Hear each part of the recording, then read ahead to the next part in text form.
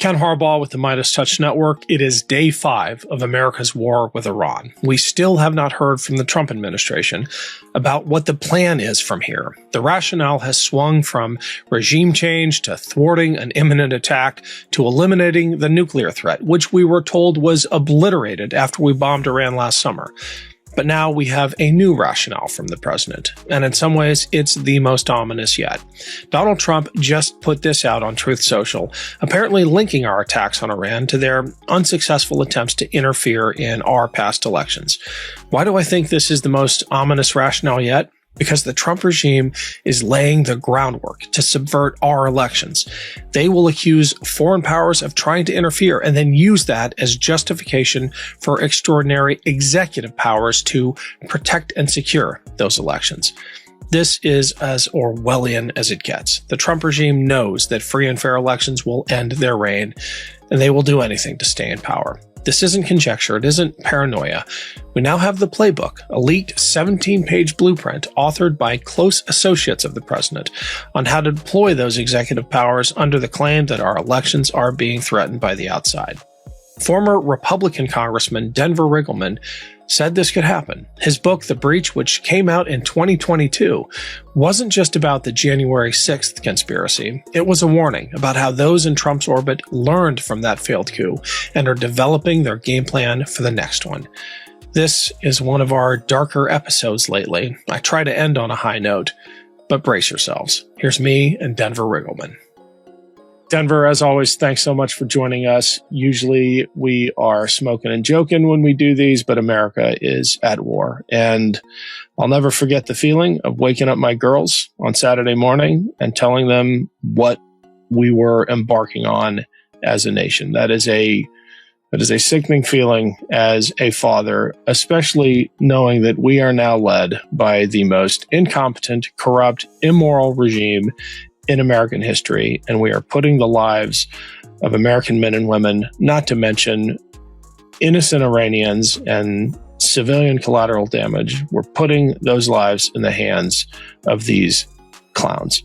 You have raised another specter, though, that is every bit as terrifying as our mismanagement of this conflict, which is the management of it as an excuse to steal an election. We're already getting indicators from inside Trump's orbit, this 17-page leaked blueprint to steal the election. You predicted this years ago. This was one of the chess pieces you described as being put into play to declare, well, you tell us the story, some kind of an emergency to exercise extraordinary powers over America's elections. You know, there's so much to unwrap here, Ken, and thanks for having me always. So guess what I have right here? It's so funny, the draft executive order. So I read it, right? And I compared it to, there's a draft executive order and comments that came from Sidney Powell after the famous December 18th, 2020 meeting in December 2020. The thing about foreign interference, even when you make it up and you radicalize people to believe it, which is why people stormed the Capitol on January 6th in a coordinated attack with white nationalists and other idiots. And, you know, I wrote about that in The Breach. And I didn't want to really mention the book today, but chapter 10 and 11, The Breach, talked about the executive order usage, right, to rationalize not only maybe military operations within the United States, but seizing voting machines. But I want to read something to you really quick. And this is crazy. There's already an EO number for this, 14248. 13848 is what they are using now. It was signed by President. What does that mean? I assumed that the blueprint was kind of an outside job, meaning it wasn't exactly sanctioned. Sidney Powell isn't a government employee. What does it mean that it has an EO number on it now? Well, they want to the reason that they put that on there is they're already suggesting what's interesting is that, you know, Trump lied about Project 2025. And when he was asked the question about this draft executive order, he said he didn't know anything about it. But what's interesting is they already put a draft number on this. So EO 13848, which was signed in September 12th, 2018, was about a national emergency to deal with the threat of foreign powers. And me and you know the people who wrote a lot of that, Miles Taylor, Chris Krebs. This wasn't meant to be rationalized to build the reasoning around conspiracy theories to seize voting machines, use military activities, declare martial law, the Insurrection Act. So what's interesting here is that in this proposed executive order, right, which already has a draft number on it, which is amazing to me, right? And it's utilizing a legitimate EO that was used, might have been used for nefarious purposes, but it talks about this, and this is where you're going to freak out, Ken, and I want you to ask me a question of this. There is now clear and compelling evidence from court cases and forensic analysis that these threats, talking about foreign threats in the prior paragraph, foreign threats being actually penetrating voting machines, have not been mitigated, but instead have intensified. That is a specific lie. That there is no forensic analysis on earth that rationalizes or proves that there was any coordination or hacking or any overturning of an election in 2020. I guess my head's exploding because it's the exact way that they approached 2020 and 2021 to have Pence object to the electors based on foreign interference with the EO 13848 in the background that would be utilized to seize voting machines and nationalize assets.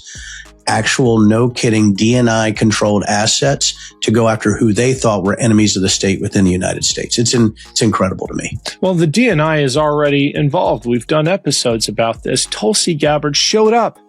The head of our national intelligence architecture shows up in person at the Fulton County Elections Board to confiscate voting records, which is an extraordinary action for an official whose primary objective is looking outward at external threats. And we raised the alarm at the time that this wasn't about feeding Donald Trump's paranoia about 2020. It was a dry run. It was a rehearsal for what's coming next. And it turns out part of what's coming next is a war with Iran and a tweet or whatever they're called these days from Donald Trump saying Iran interfered in the elections. This is what they get for it.